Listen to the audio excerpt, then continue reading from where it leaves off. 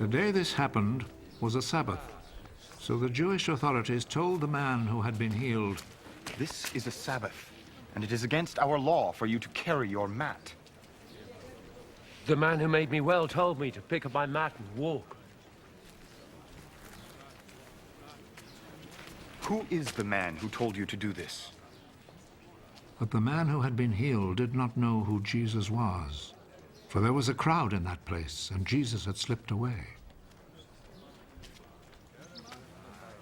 Afterwards, Jesus found him in the temple. You're well now. So stop sinning, or something worse may happen to you.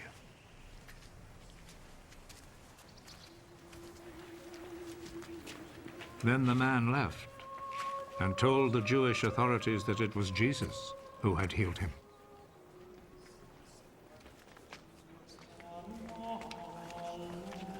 So they began to persecute Jesus because he had done this healing on a Sabbath.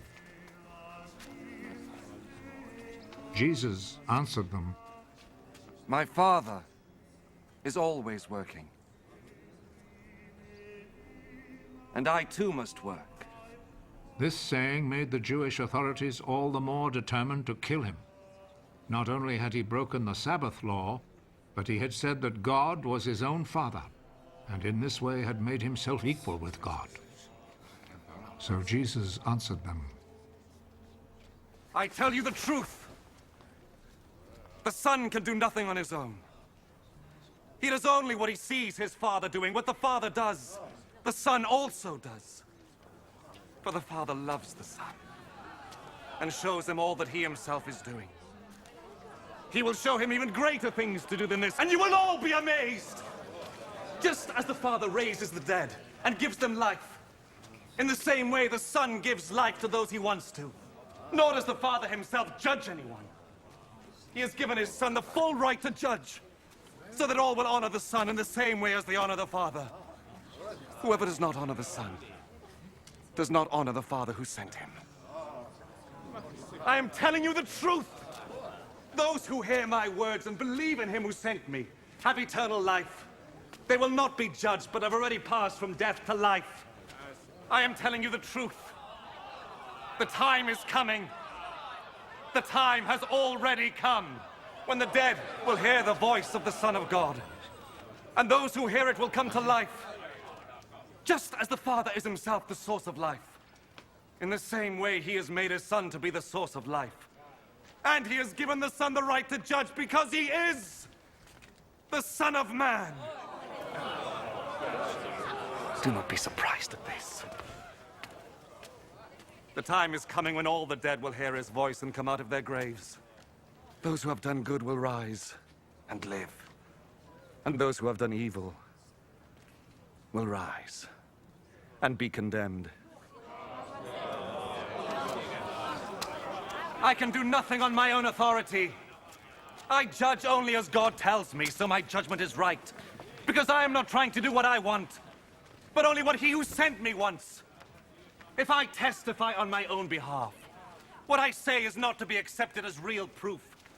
But there is someone else who testifies on my behalf. And I know that what he says about me is true. John is the one to whom you sent your messengers. And he spoke on behalf of the truth. It is not that I must have a human witness. I say this only in order that you may be saved. John was like a lamp, burning and shining. And you were willing for a while to enjoy his light. But I have a witness on my behalf, which is even greater than the witness that John gave. What I do, that is the deeds my Father gave me to do. These speak on my behalf and show that the Father has sent me. And the Father who sent me also testifies on my behalf. You have never heard his voice or seen his face. And you do not keep his message in your hearts, for you do not believe in the one whom he sent. You study the scriptures because you think that in them you will find eternal life. And these very scriptures speak about me, yet you are not willing to come to me in order to have life. I am not looking for human praise, but I know what kind of people you are. And I know that you have no love for God in your hearts. I I have come with my father's authority, but you have not received me.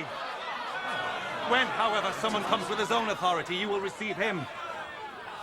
You like to receive praise from one another, but you do not try to win praise from the one who alone is God. How then can you believe me? Do not think, however, that I am the one who will accuse you to my father. Moses, in whom you have put your hope, is the very one who will accuse you. If you had really believed Moses, you would have believed me, because he wrote about me. But since you do not believe what he wrote, how can you believe what I say?